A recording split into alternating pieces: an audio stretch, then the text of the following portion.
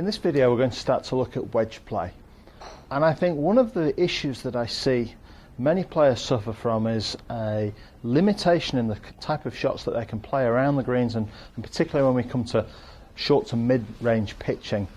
And it refers partly to equipment and partly to technique. So I'm going to deal with the equipment part first and make you aware of something that has been very prevalent in recent years in the golf industry, and that is an increasing difference between the loft of a pitching wedge and the loft of a sand wedge in standard sets, particularly cavity sets in the marketplace. And all manufacturers have been doing this over the years, so there's no one company who's particularly responsible for this. But as clubs have been better at making use of cavities and the technology around heel and toe weighted clubs, one of the things that's been discovered is that in order to hit the ball much longer with your irons, the simple way to do that is to de-loft them.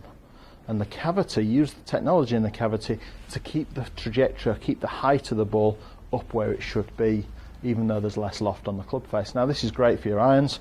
I'm sure many of you have noticed that the ball has maybe gone longer with more recent sets of clubs.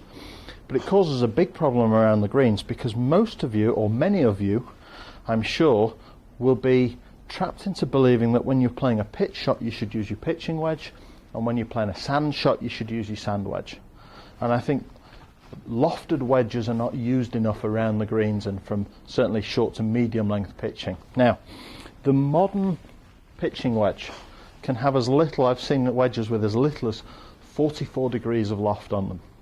And that's less loft than a 9-iron would have had 5-10 years ago. Generally speaking, you won't find a pitching wedge, certainly in a cavity back club, with more than 46 degrees of loft on. And when you get to those 30, 40, 50 yard shots out from the green, there isn't enough loft on the wedge and there isn't enough speed in the swing for you to make use of the cavity. There's no club speed there to make use of how the cavity is designed, and there's no longer enough loft on the club to create a trajectory which gets the ball up in the air and landing softly or with spin. And so something I see a huge amount is people get 30-40 yards from the green, they hit a nice pitching wedge shot and it pitches in the middle of the green and it runs all the way to the back of the green, and then they think, why can't I stop the ball, why can't I get any backspin? So first job is understand that your pitching wedge is probably not the club to be using unless you're hitting at least a 3/4 length shot. Now, if you reach a distance where with your sand wedge you can't reach the green, that's where you're going to need to look at filling in the gaps in your wedges and putting clubs in between your pitching wedge and your sand wedge. Okay, I see a lot of amateur players using a lob wedge, which is adding more loft than the sand wedge. Generally speaking, this isn't nearly as useful as having one that sits in the middle of your pitching wedge and your sand wedge.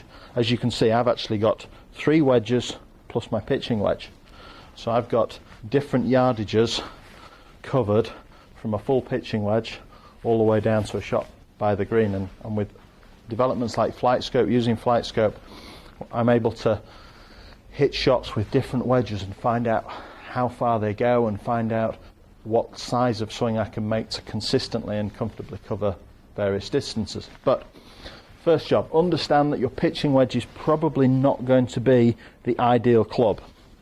Now if we're talking about a 30 to 50 yard pitch shot in terms of technique, I'm going to show you a drill today that I think works really well, giving you an idea of how we're going to deliver the club into the ball.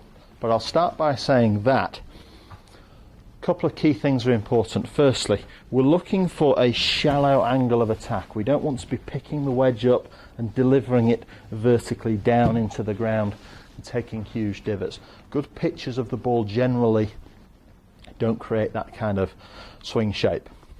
So we're looking for a fairly wide, shallow angle. And the first thing that would mean is a limited use of the wrist. We don't want, as we would in a full swing, a full and complete wrist cock for a short shot. So we limit the use of the wrists. The second thing is that as we're striking the ball, we need to have the shaft leaning towards the target slightly.